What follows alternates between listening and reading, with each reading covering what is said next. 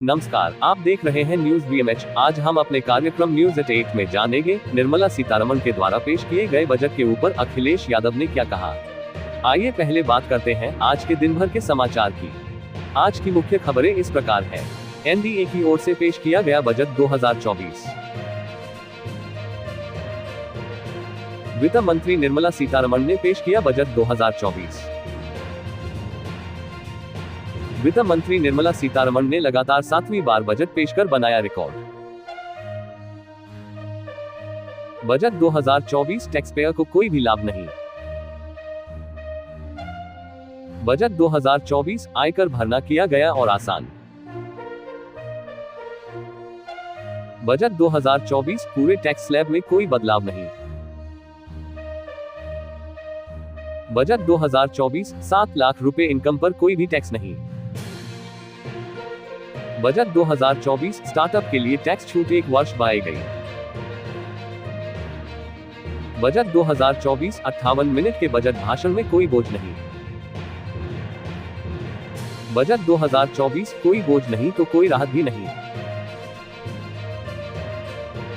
सोने चांदी पर कस्टम ड्यूटी घटकर 6%। मोबाइल फोन और चार्जर पर बेसिक कस्टम ड्यूटी को 15% तक घटाया। सोलर पैनल और लिथियम बैटरी को किया गया सस्ता। कैंसर के इलाज की 3 दवाओं को मूल सीमा शुल्क से छूट। अमोनियम नाइट्रेट पर कस्टम ड्यूटी को 10 से 25% किया गया।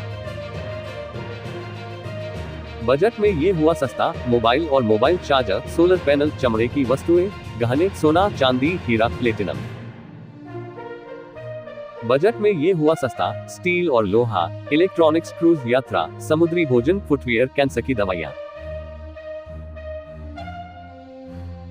जम्मू कश्मीर के पुंछ में एनकाउंटर, 1 जवान घायल। सेना ने घुसपैठ की कोशिश नाकाम की।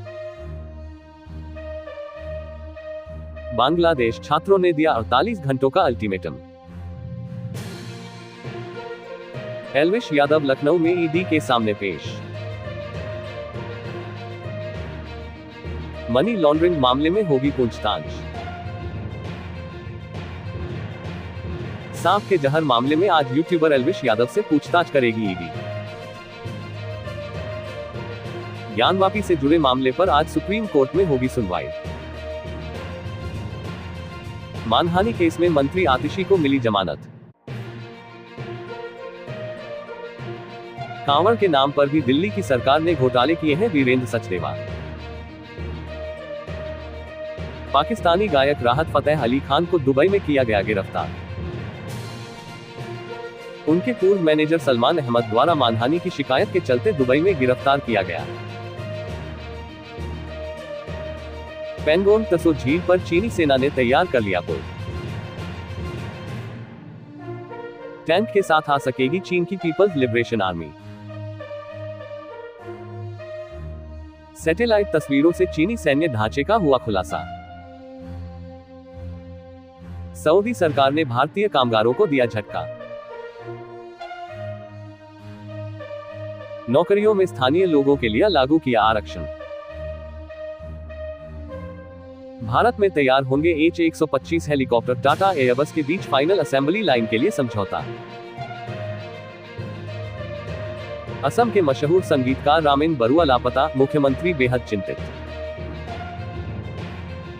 सब्सिडी के बावजूद कृषि नीतियों में बदलाव की जरूरत, मुख्य आर्थिक सलाहकार।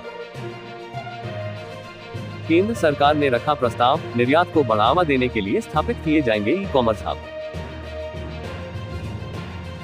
नौसेना के युद्धपोत त्रिपुट का जलावतरण, राज्यपाल बोले चुनौती दिनों दिन बढ़ रही है। INS ब्रह्मपुत्र फायर, नुकसान का आकलन होगा, लापता नाविक की तलाश जारी। ये थी आज की मुख्य खबरें। आइए चलते हैं आज के वीडियो की ओर, जहां अखिलेश यादव से जब बजट के बारे में पूछा गया तो उनका क्या जवाब था। ये नाउम्मीदी का पुरंदा है और शुक्र तो इस बात का है कि इंसान इसमें भी जिंदा है इस समय।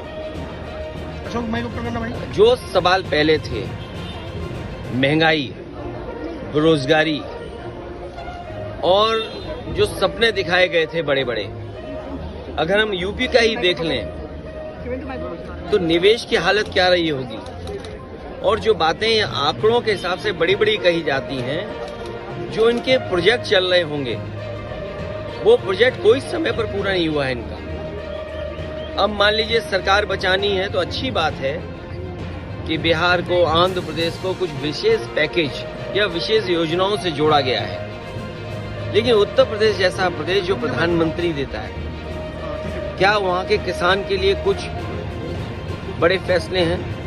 किसान की फसल की पैदावार, उसकी कीमत के लिए क्या कोई इंतजाम है? कहने को तो याद होगा आप सबको कि पिछली बार कहा था कि मंडी और एग्रीकल्चर इंफ्रास्ट्रक्चर के लिए स्ट्रेंथन करने के लिए लाखों करोड़ रुपए हैं। अगर वो इंफ्रास्ट्रक्चर स्ट्रेंथन हुआ था तो इसका मतलब किसान की आय दोगुनी होनी चाहिए या किसान की आय बढ़नी चाहिए थी, वो तो नहीं बढ़ी। तो किसान के साथ संकट पैदा किया इन्होंने। बेरोजगारी इन्होंने बढ़ाई है। 10 साल में जो इतनी बेरोजगारी बढ़ गई उसको कैसे कम करें, और वो भी आधी अधूरी नौकरी से।